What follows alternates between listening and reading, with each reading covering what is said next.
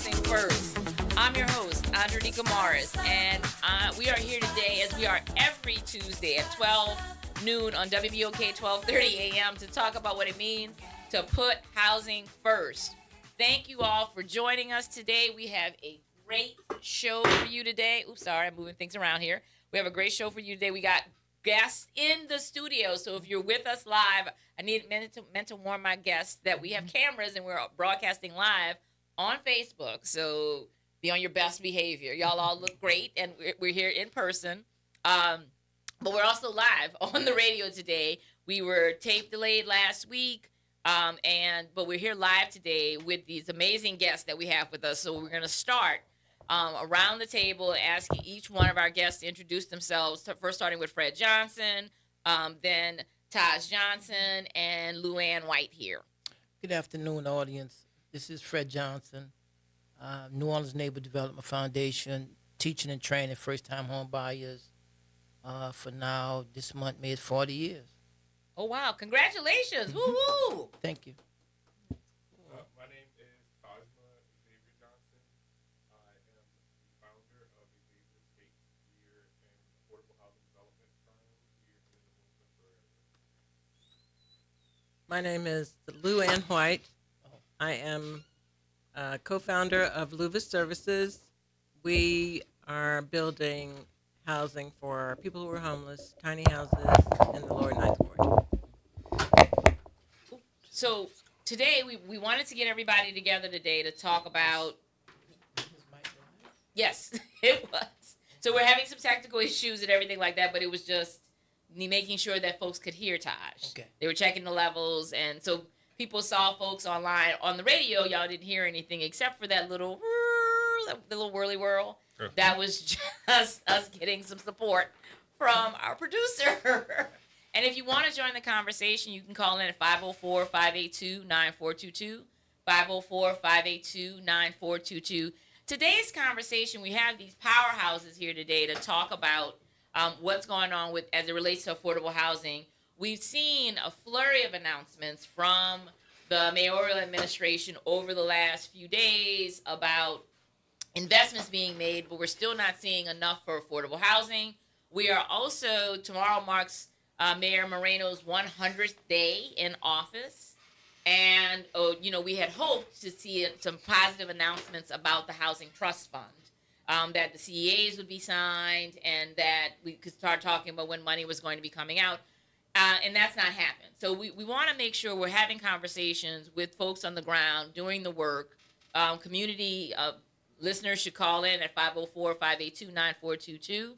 But we want to have this conversation about what is needed, right? There's a lot of things happening concurrent with all of where we're not seeing a lot of progress. With getting dollars deployed and announcements made about resources that are going to result in addressing insurance, sky-high utilities, new homes being made available, people being able to come back, right? We're not seeing those kinds of announcements, but what we are seeing are a lot of troubling announcements, and I want to go to you, Luann, first. First of all, right now we're dealing with the fact that the Louisiana legislature appears to be on the brink of criminalizing homelessness. So, so your efforts are to create housing opportunities.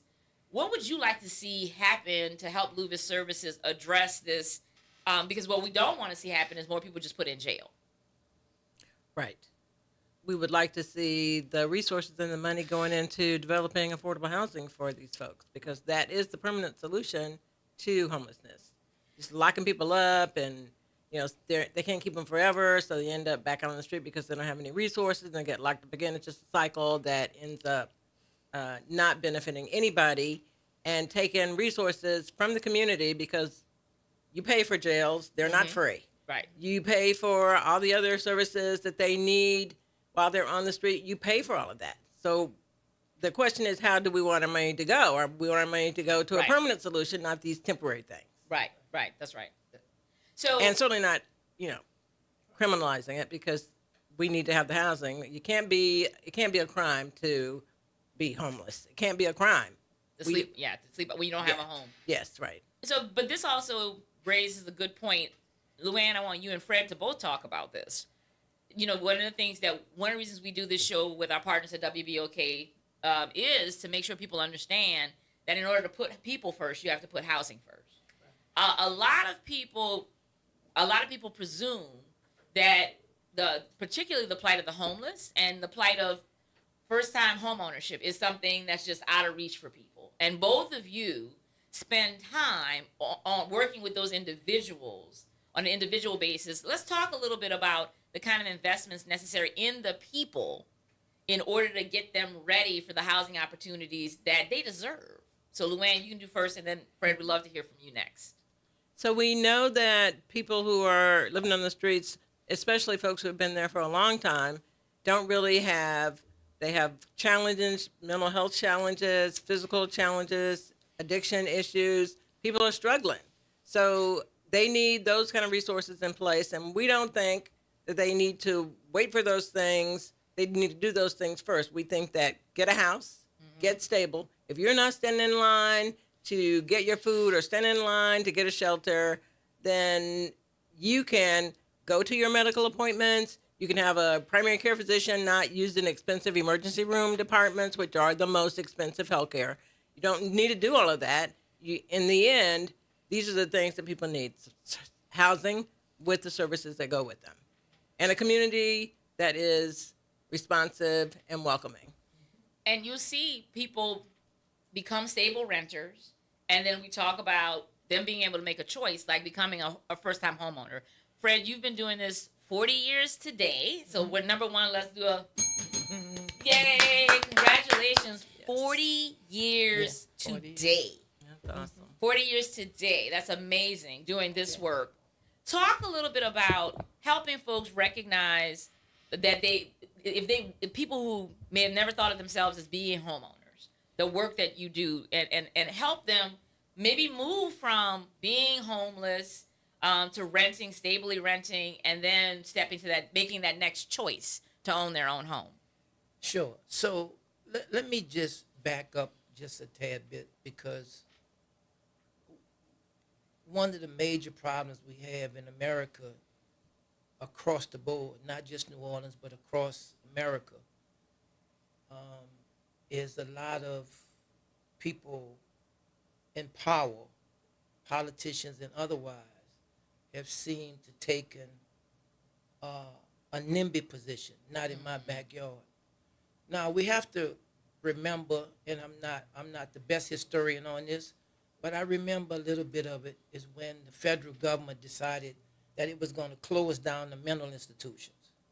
And as a result of closing down the mental institutions, that meant that everybody who was not financially well off could not get mental help. So where these people end up at? They end up in their respective city, or they end up in somebody else's city. So we have to figure out how to get these power brokers who control the resources and the money, because none of this works without money. We can talk and talk and talk and talk. And in my 40 years, I've seen the money ebb and flow, ebb and flow, ebb and flow. And I think at one point I was on a podium with HUD some years ago, and they said, well, Mr. Fred, you last, but we don't have much time. And I simply said, that's not unusual, because I'm accustomed to doing a lot with a little. And we get in that mode where we just get creative to do a lot with a little. But the home ownership side of it is essential. However, the having people on the street is far more essential than home ownership, because the more we have people on the street, we all are threatened, and we see mental illness is real. Right. This boy killed all them children in Shreveport. You know what I mean? I don't think that's the best example of that. All of us can relate, or then had somebody somewhere close to us that then been afflicted by mental illness. So we have to appeal and I don't know what this appeal is going to be, but they have to do a better job, because I have to get you mentally straight to get you in the house. Help you And- stay in a home. and help you get in the house and stay in the house. I've had friends who work on that side, and they tell me, Fred, we work with people, and get them in the house. But when they get in the house, they said they can't stay in that house because it's too quiet. That's a mental problem. If they don't hear this traffic going and whistles blowing and red lights and horns beeping, they get spooked. So it's a deep problem. So yeah, but you got to get support. That's why you've got to get wraparound support You gotta inside get- of that. Yes, and we that's got one to of the get things that support to help these people so that the tiny houses can be of a better end result for them. And that's why, I mean, again, when we Yeah. talk about things like permanent Right. supportive housing, what Right. Lucas Services does, And- is they provide and- that And wraparound support. And what's amazing to me is that it's in every city you go in. Yeah. And I don't understand what street or avenue these people who are in power, what street or avenue they drive down, or I guess their windows are tinted that they don't see these people. But it's a major problem because Well, I think they do see them. I think the problem is how they react to seeing them, right? What that reaction does. and because now you have people who are in the middle of the street panhandling. They're in between. If it's two lanes, they're in the middle of the lane. And that creates a problem all sorts of ways. So we have Well, yeah, to we've be, already criminalized that, so Yeah, right, not as but- many as there. But there- I'm saying there to used you, be. take the criminalization out of it. Right. It's not it's not a criminal behavior, it's a mental behavior. And in order to fix the mental behavior, we have to have the people who control the resources to understand we got to create institutions that will help them, whether they're fixed buildings or whether they're mobile buildings. But we got to have more resources in that area so that we can have a better quality of life for them and for us, because so go them, so go we. Because we're not separate from them. Right? Exactly. We're not separate from They're them. our And I sisters, think our brothers, our cousins. that's right. Yeah, that's right. And you know, you see in New York City, folks on the subway platform and the mental something get in their head and somebody get pushed. Well, that's because we don't have people who have the right sensitivity that's got the money to say we need to fix this. And listen, we just put some people around the moon. Right. So you can't tell me, right? We can't pull the money together to create a situation that would help homeless. And I know I'm supposed to be talking about home ownership, but I see homeless morning, noon, and night. My office is not in no Eiffel Tower. I'm 1429 South Rampart, and I'm watching them move them from Rampart in I-10, and they move them and move them and move them and move them. But that's a real issue, and the real issue is that the folk who control the money, and I'm gonna keep saying this, right. because the folks who control the money, they turn a blind eye to it. And as a result of turning a blind eye to it, it afflicts us who they turn around and ask for our vote. So you afflict our quality of life because you don't want to address a situation that you are capable to doing And responsible for doing and it. responsible for doing. Yeah, and So- and really wanting to lock people up. That that's the Well, thing, and moving people around. But let me just Well, let me just say this. okay. So America's a capitalist society. So ask yourself the question, where do they make the most money at? Do they make the most money by helping the homeless or locking them up? I would argue there's more money made in a stable city for helping and stabilizing our neighbors. I would agree, but at this point, look They don't see it. look what they're doing, not Yes. what they're saying. That's right. So what they're saying, build a 10,000 capacity Warehouse. jail, Yeah. Right. Yeah, Right? Yeah. Right. Yeah. So you spending billions and billions of dollars on how you're going to incarcerate people, Yes. right? Well, that incarceration, then somebody's making money. They got to supply food. They got to supply all of the things they need. It still costs money. What happens if you took 75% of that money and put it into how we going to rehabilitate homeless people? Right. That's right. That would make everybody have a better quality. And what they're missing is, in the course of doing that, you pick up some more voters. Right. Because these people become registered voters. Right. But if you don't help them to have some sense of being and some sense of quality of life, well, you treat them like a dish rag. Well, we don't have no use for you, but we're going to throw you over here because when we throw you over here, we make more money off of you over here Right. than we do over here. Right. That is all true. The whole correctional system is privatized at this point, or moving in that direction, and that is where the money. That's where they are choosing to spend the money, but it's our money. It's not their money. This is tax dollars that go into this crap. So we That's right. we all need to be standing up to that, because the reality is, just like you were saying, mental health facilities got shut down. There were supposed to be community mental health services. They were supposed to spend the money on community mental health services. They did not do that, and that's how we end up with these folks who have severe mental illness, Right. who are what they call chronically homeless, people who have been homeless for years. Right. This is how they end up there. So yeah, I agree with what you're saying about this whole criminal justice racket. Right. Pretty much. It's It's a what it crim- is. it's a criminal behavior that's creating this criminal situation. It's a criminal mind thought that's creating this, but it's greed. Right. I agree. More than Yeah. anything, it's greed. I hear you. And I mean, just look around. The question becomes is how we take a simple, stupid approach to educating the voter so that the voter understands who these people are and why they're misspending your money on something that doesn't give you a better quality of life. And this is the dilemma. Yeah. Yeah. This is the dilemma. Yeah. Because they always BSing us and they're kissing on our children and taking pictures and, talking about this, that, and the other. But then there is things that immediately afflicts us that they can fix with our tax dollars, and they choose to take the tax dollars and do other things that allow them to make money, and it let not only them but their friends and their associates to make money.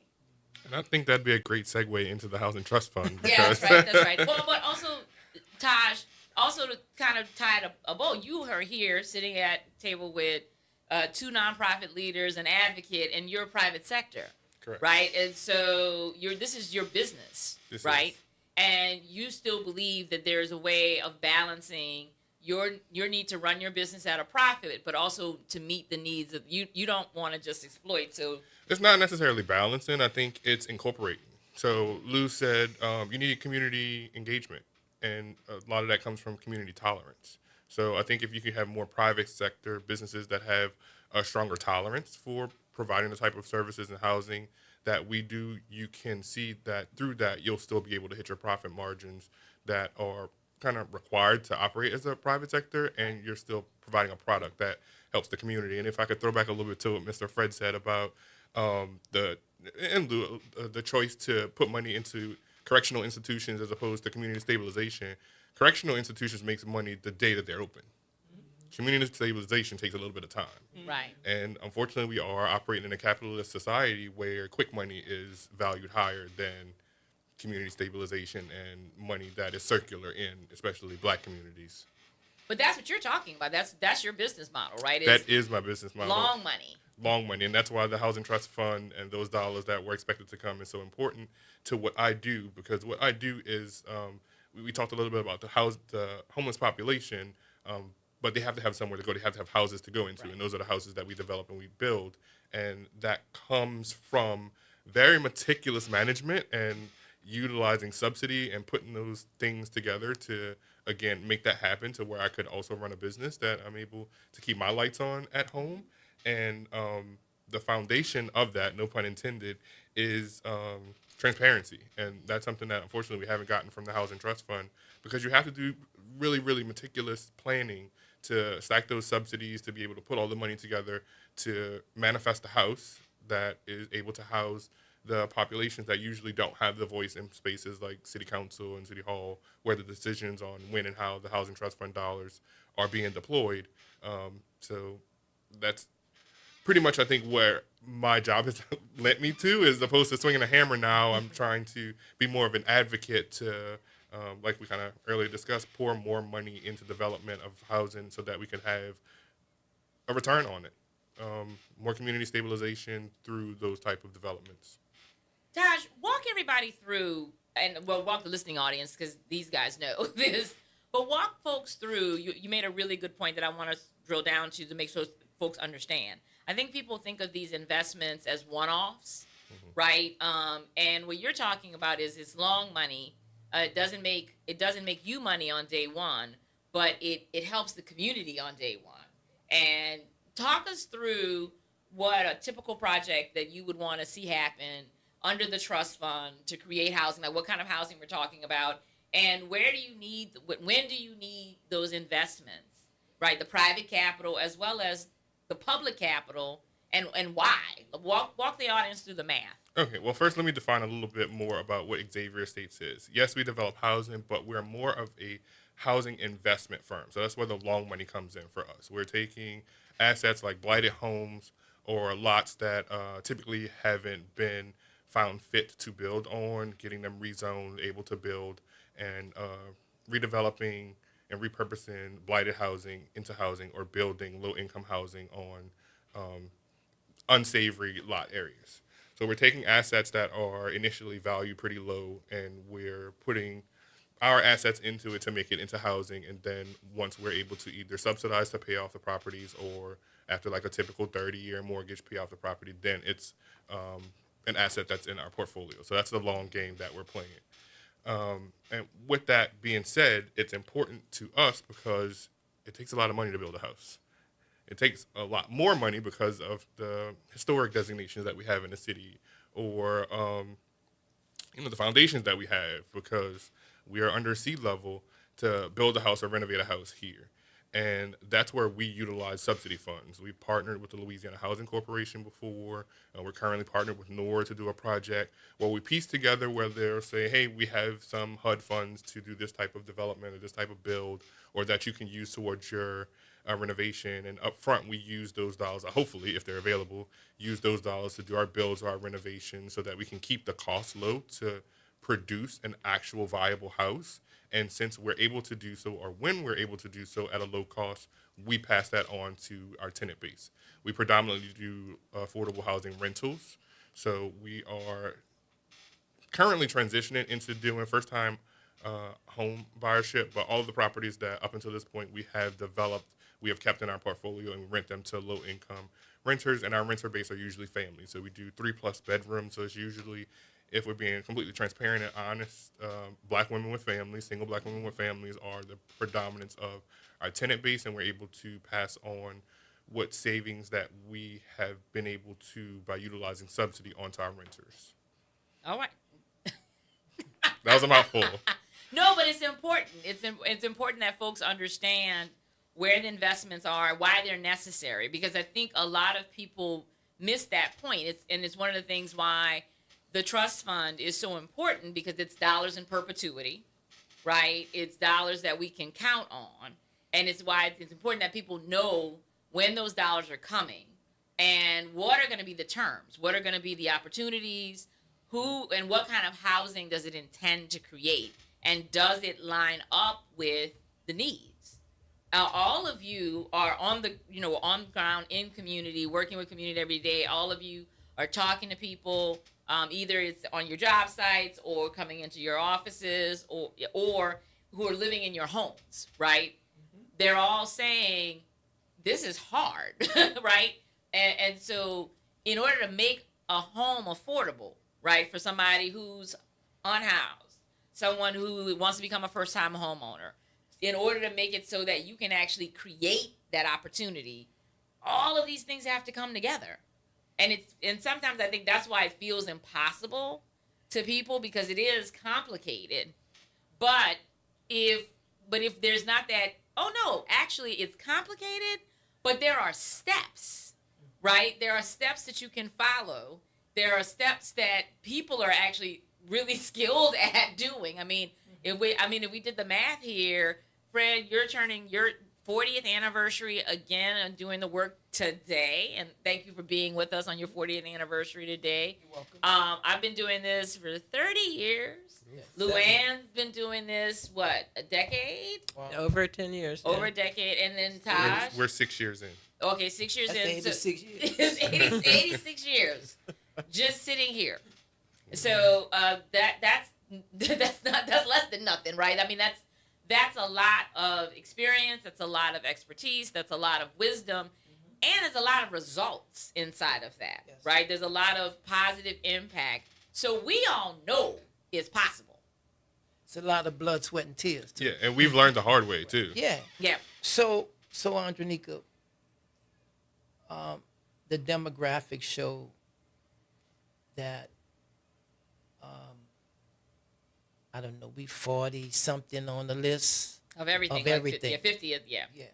Well, like I pulled up the stats. Lamar Gardier was on with us a couple of weeks ago, and he previewed this report. And they talked about the fact that in the last, on the 12 months that ended June 30th of last year, 14,300 people left the state of Louisiana. 14,000. So my point is, you just had a vote to not increase minimum wage. Right. So we start there. So we continue to perpetuate poverty. Right. So those of us in this room, 90% or 99% of our clientele base, and I can speak for me on this one, is female head of household with 2 or 3 children. And they not making $60,000 a year. No. Most of them, $7.25 an hour is about $15,000. most of them, 43% of the AMI or 60%. Rarely do I have, every blue moon, I have somebody that's 90 or 95% of the AMI when you're trying to get them grant money. So because the incomes are so low, we need all of the assistance and subsidy that we can to make this happen. Now, these people are working. They're not on the dole. They're working. They're trying to save their money. But with the cost of insurance, with the cost of construction, with the interest rates not being favorable, it takes a lot of pulling together resources. Right. So this money that 70% of the people voted for, is it 70%? 75. 75% of people voted for. That's an essential landmark because it gives another source of money perpetual as the city collect taxes. Am I correct on that? Right. The issue becomes is making certain that we keep the 75% of the people alert and aware as to what the outcome of their vote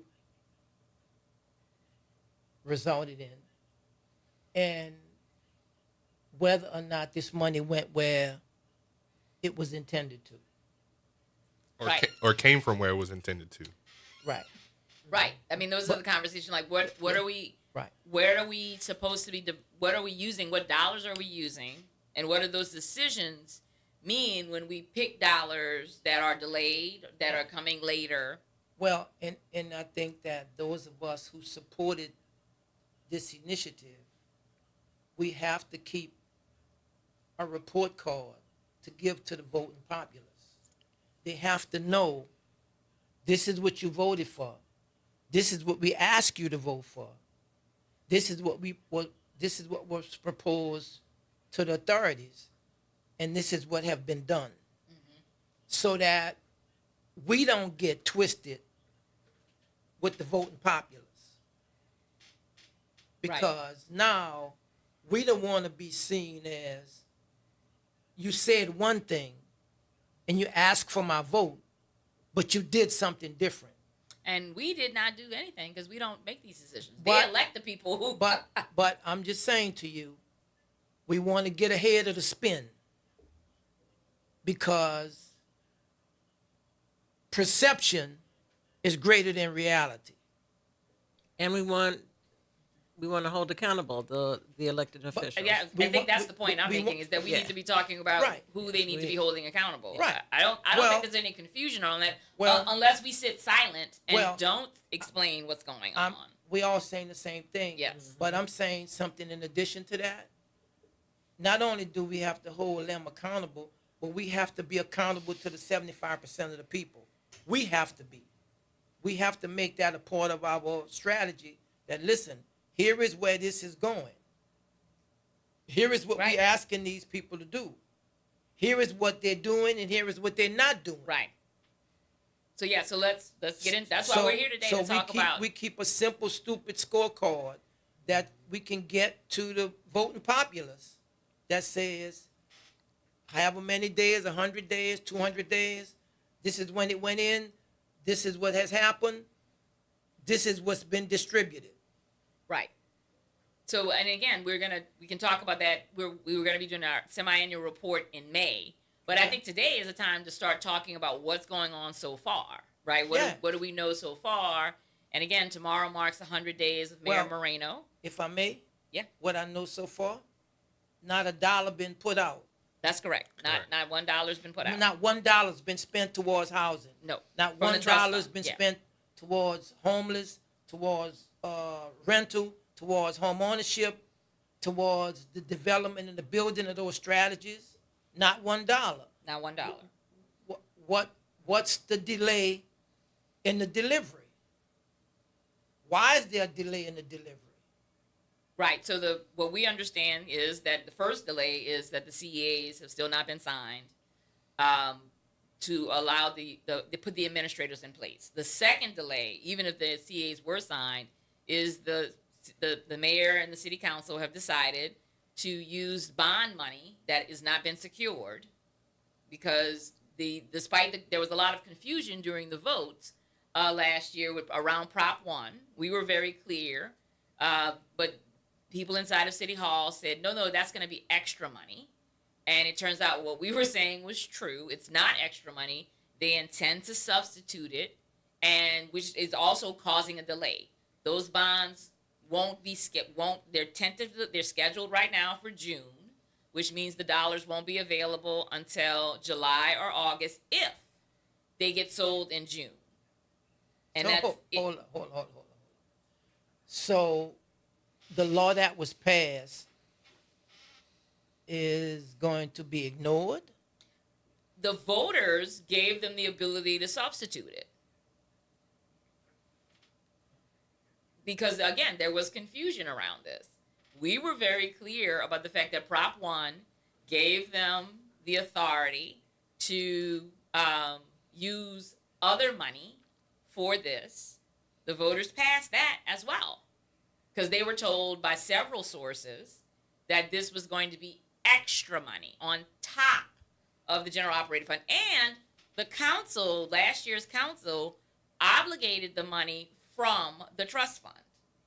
I mean, from general operating funds. They set up the obligation when they passed the budget. They set up the obligation so that it was from, it was absolutely from the general operating funds. But, you know, and again, this is the conversation. They're spending money on other things. And they're saying we're going to wait on affordable housing, direct money that's going to help people pay their insurance by putting on a new fortified roof, help mom and pop landlords bring blighted property into service so they can rent for people. The initial offerings inside of the trust fund are designed to help people to be on the ground within the first year of operation. So every day it's delayed, we are delaying units homes that could be available within weeks or months of the dollars being deployed. That would stop the bleeding of that horrific statistic of what you said, 14,000 plus Leaving the citizens state. That's leaving the state, yeah. But yeah, Yeah, but thousands are leaving New Orleans as well, though. But let's back up. If the voters gave them a choice of either or, that what you're telling me? Either they can use the Right. the tax money, or they can use the bond money. Correct. And they've chosen to wait on the bond money. Well, listen. Given what they're doing,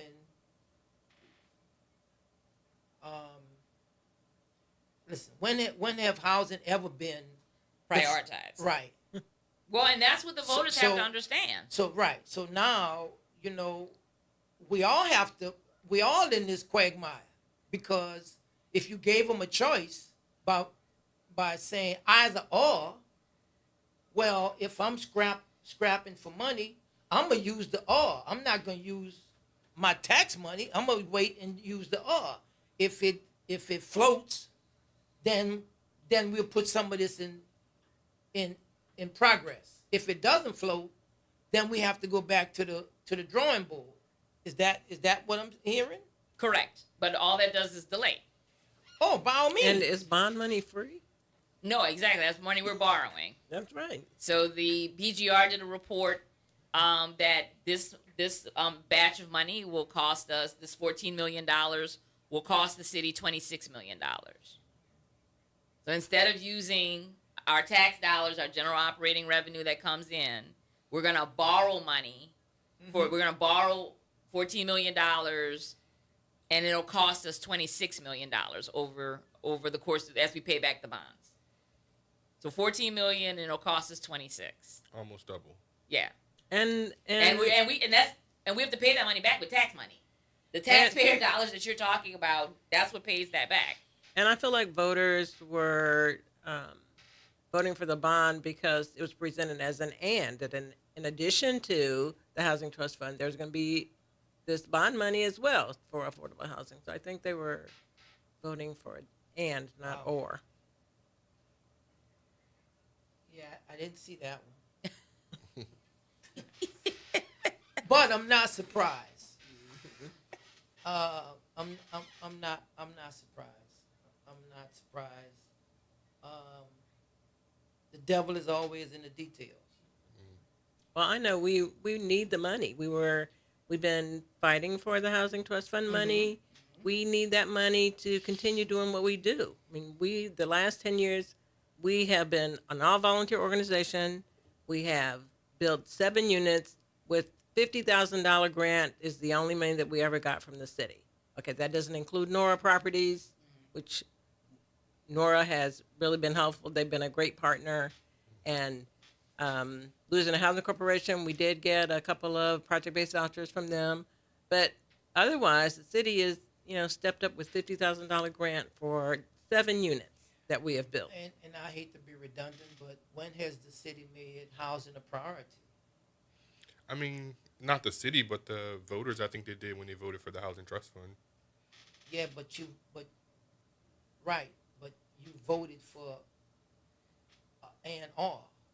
Originally, it was specifically coming from the general fund of tax dollars. And But- so I think at that point is when to Andronique's point, the citizens very clearly stated that they wanted tax dollars to go back into housing. The Prop 1, I don't know if by design that was meant to be confusing, because I'm not a politician. I'm just an average voter who has a job who happens to be in housing, and for me it was very confusing. Well, the role of a politician is to always use the and or. I mean, come on, everybody didn't know that. Well, but You- you're the one just telling us we have to be accountable to the people. Well, So we got to be accountable to people and say, oh, they can be tricked. well, if they voted for it, we all got tricked. Because if they spelled it out like that, and it was meant to mean one thing, but in actuality it means something else. Because right now, I'm gonna go back to what I said earlier. You said something about the CEO hasn't been signed.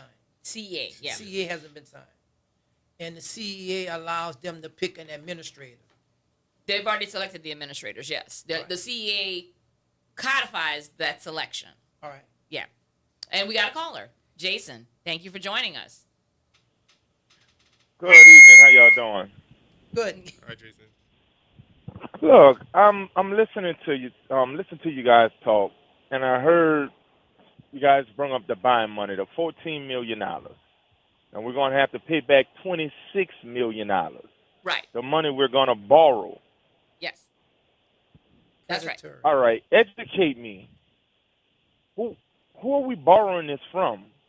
So bonds are So sold. So private investors buy bonds. These are bonds that are sold in the market, and investors buy that money. And because it's a government bond, it's a steady, almost guaranteed rate of return. So we're borrowing this money from the private sector, and then we're going to pay it back.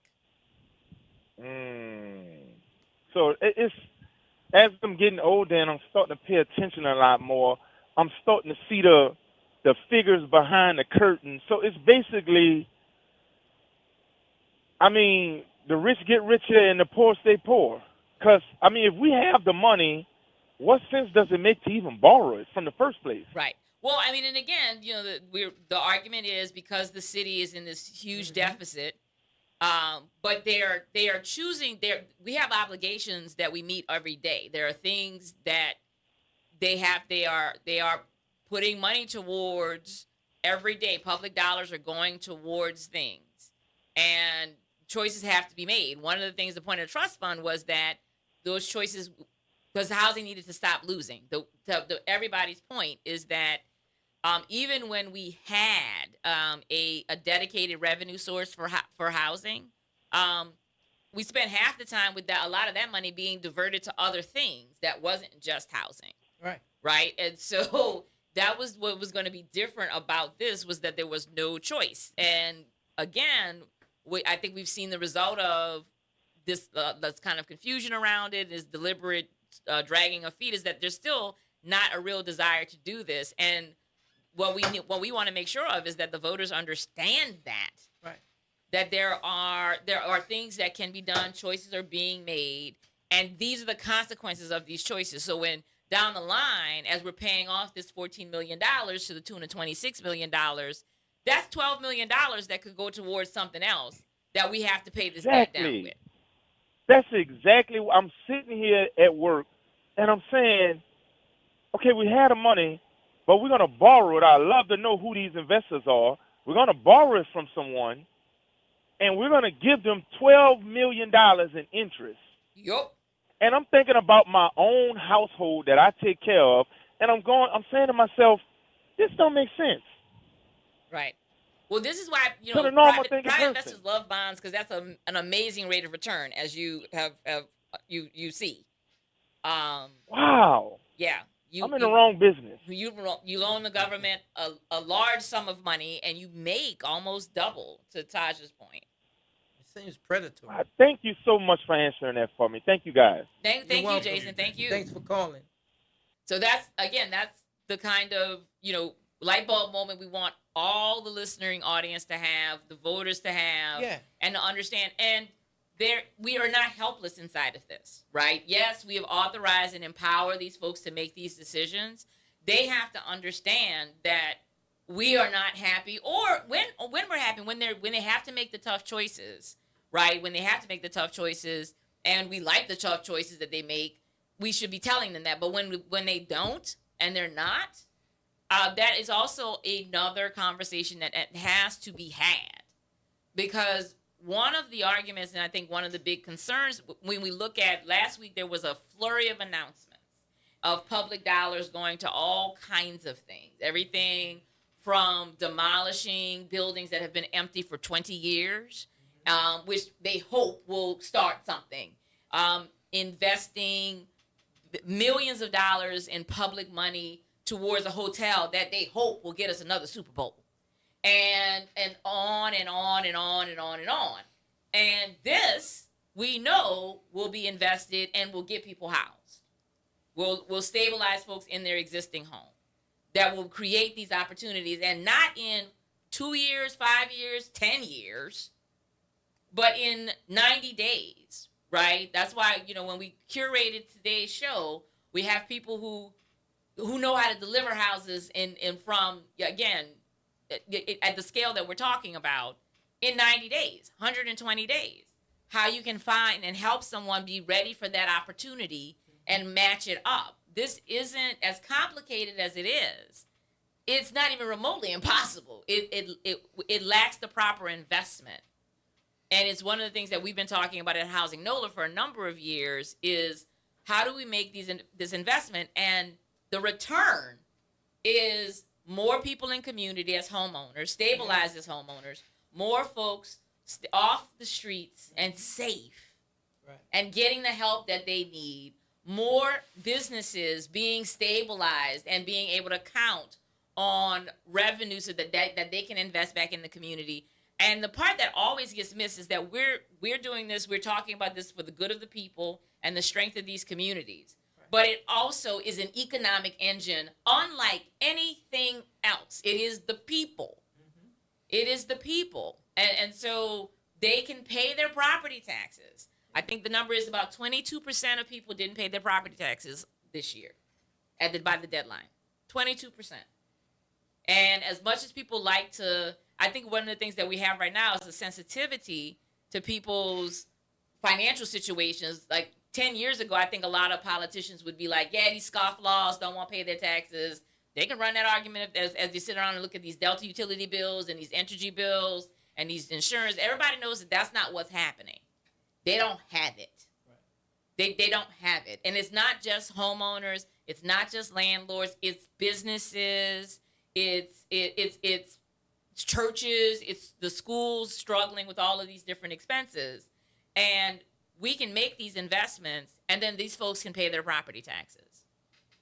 They can send their kids to the schools in these communities, because that's the other part.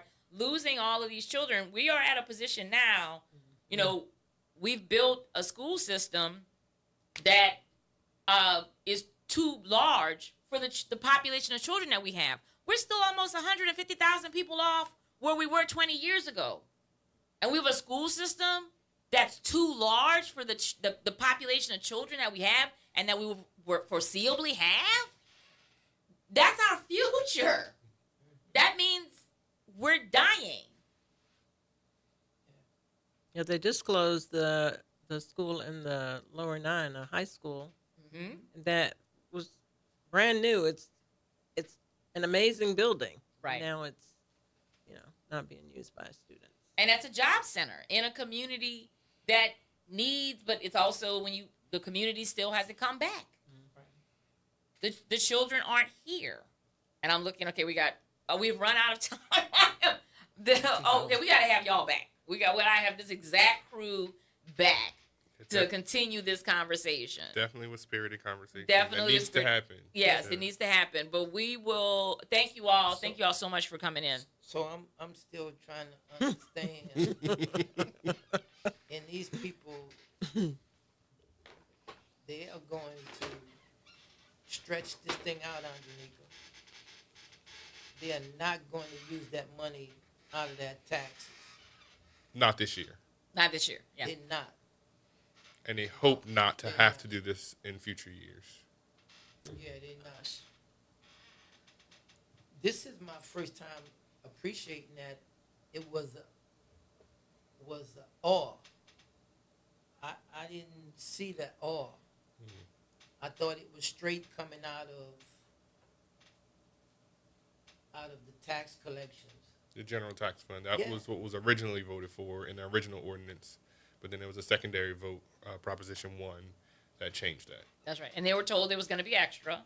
Yes. We told them differently, but So the voters. So when what I'm missing is when the Proposition 1 came. That was the November election, that came after the the mayoral Housing Trust election. Fund. after the tax vote. After the Correct. Housing The Trust whole year. Fund. Yeah, year later. Yeah. That was last year. Okay. That was last year. The trust fund vote was in 2024. Prop 1 was last year in November. When we got elections coming up, people need to vote. They need to educate themselves, Wow. and they need to vote. Yeah. So we won in 24, and then we lost in 25. Yes. Or got undermined. Lost. And I say that because all the way around it's a loss. First of all, it's less money. long. I mean, it still has to be the same amount, but it's So how much? It's a one-time if deal the money as was opposed coming out of the general fund? It's always 2%. yeah, it's always 2%. So So- it has to match what it is. Yes. So the bond money have to match whatever the. yes. Okay. They're gonna borrow, and they're gonna borrow maybe even more than they need for the trust fund.